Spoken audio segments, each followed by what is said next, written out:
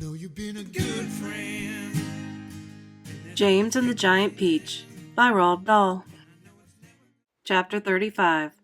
Round and upside down went the peach as it plummeted towards the earth, and they were all clinging desperately to the stem to save themselves from being flung into space. Faster and faster it fell, down and down and down, racing closer and closer to the houses and streets below, where it would surely smash into a million pieces when it hit.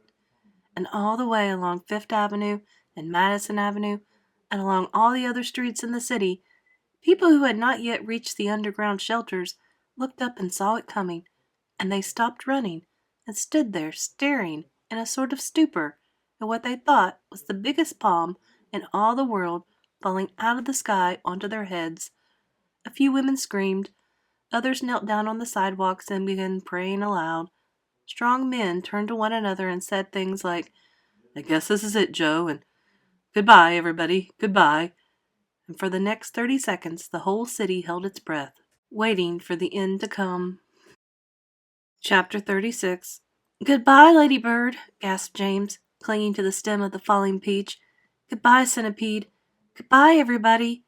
There were only a few seconds to go now, and it looked as though they were going to fall right in among the tallest buildings.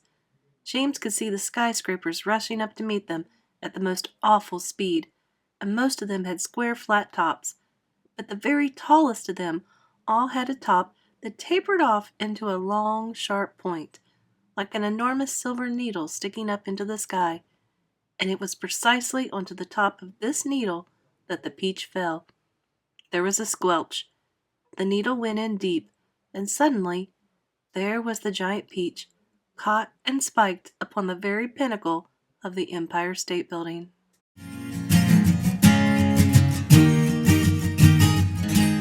Chapter 37. It was really an amazing sight, and in 2 or 3 minutes, as soon as the people below realized that this now couldn't possibly be a bomb, they came pouring out of the shelters and the subway to gape at the marvel.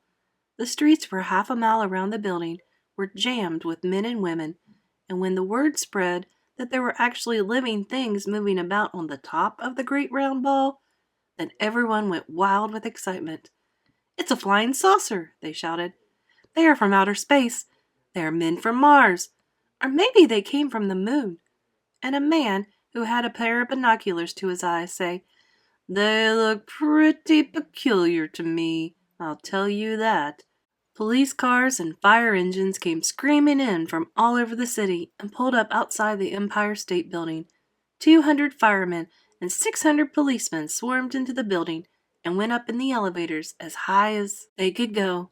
Then they poured out onto the observation roof, which is the place where tourists stand, just at the bottom of the big spike. All the policemen were holding their guns at the ready, with their fingers on the triggers, and the firemen were clutching their hatchets. But from where they stood, almost directly underneath the peach, they couldn't actually see the travelers up on top. "Ahoy there!" shouted the chief of police. "Come out and show yourselves!" Suddenly, the great brown head of the centipede appeared over the side of the peach. His black eyes, as large and round as 2 marbles, stared down at the policemen and the firemen below. Then his monstrous ugly face broke into a wide grin.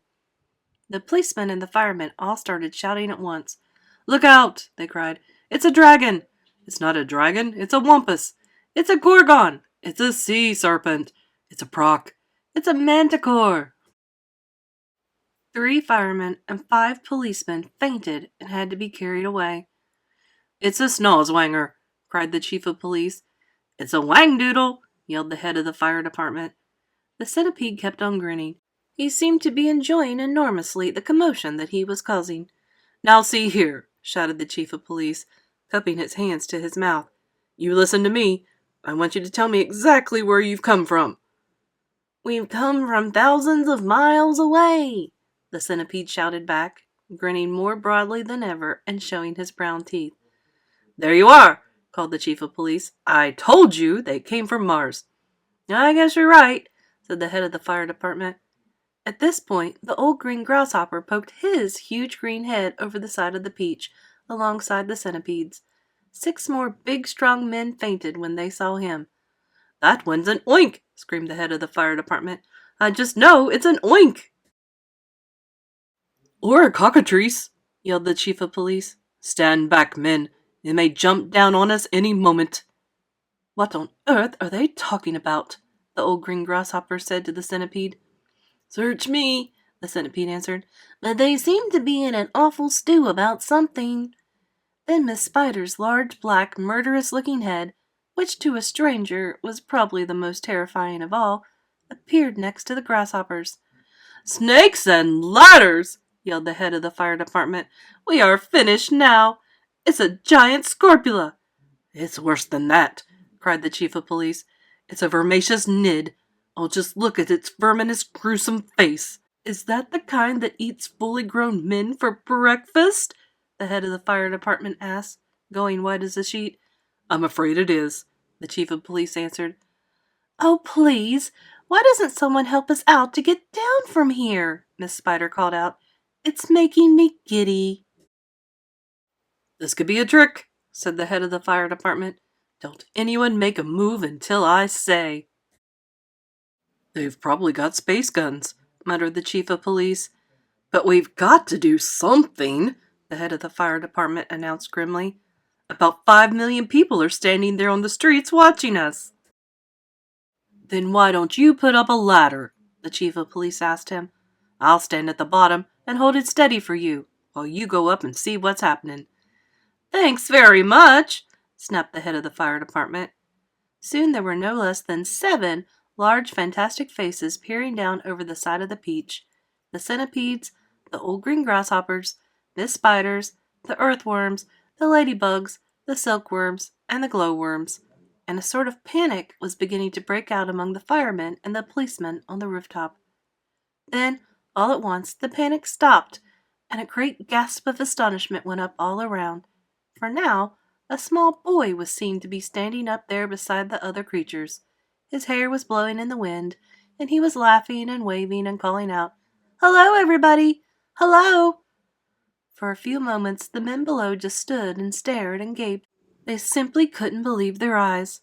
"Bless my soul!" cried the head of the fire department, going red in the face. "It really is a little boy, isn't it?"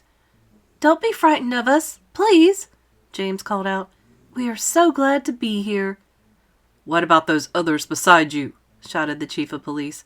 "Are any of them dangerous?" "Of course they're not dangerous," James answered. "They're the nicest creatures in the world. Allow me to introduce them to you one by one, and then I'm sure you will believe me. My friends, this is the centipede, and let me make it known. He is so sweet and gentle that, although he's overgrown, the Queen of Spain again and again has summoned him by phone to babysit and sing and knit and be a chaperone. When nurse is off and all the royal children are alone." "Small wonder," said a fireman, "they're no longer on the throne." "The earthworm, on the other hand," said James, beginning to expand, "is great for digging up the land and making old soils newer. Moreover, you should understand, he would be absolutely grand for digging subway tunnels and for making you a sewer." The earthworm blushed and beamed with pride. Miss Spider clapped and cheered and cried, "Could any words be truer?" And the grasshopper, ladies and gent, is a boon in millions and millions of ways. You have only to ask him to give you a tune, and he plays, and he plays, and he plays. As a toy for your children, he's perfectly sweet. There's nothing so good in the shops. You've only got to tickle the soles of his feet, and he hops, and he hops, and he hops. "He can't be very fierce," exclaimed the head of all the cops.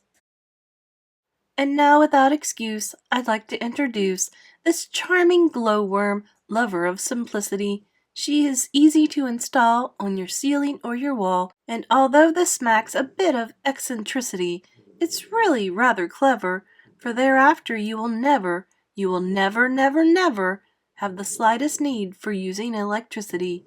At which no less than 52 policemen cried, "If this is true, that creature will get some fabulous publicity." And here we have Miss Spider, with a mile of thread inside her, who has personally requested me to say that she's never met Miss Muffet on her charming little tuffet. If she had, she'd not have frightened her away. Should her looks sometimes alarm you, then I don't think it would harm you to repeat at least 100 times a day. I must never kill a spider. I must only help and guide her, and invite her in the nursery to play. The police all nodded slightly, and the firemen smiled politely, and about a dozen people cried, "Hooray!" And here's my darling ladybird, so beautiful, so kind, my greatest comfort since this trip began. She has 400 children, and she's left them all behind, but they're coming on the next peach of the can. The cops cried, "She's entrancing," while the firemen started dancing, and the crowds all started cheering to a man. And now the silkworm, James went on, whose silk will bear comparison with all the greatest silks there are in Rome and Philadelphia. If you would search the whole world through, from Paraguay to Timbuktu, I don't think you would find one bit of silk that could compare with it. Even the shops in Singapore don't have the stuff, and what is more, the silkworm had, I'll have you know, the honor, not so long ago, to spin and weave and sew and press the Queen of England's wedding dress, and she's already made and sent a waistcoat for your president. Well, good for her, the cops cried out, and all at once a mighty shout went up around the Empire State. Let them down at once! Why wait? Know you've been a good friend, and that's in the thick and thin.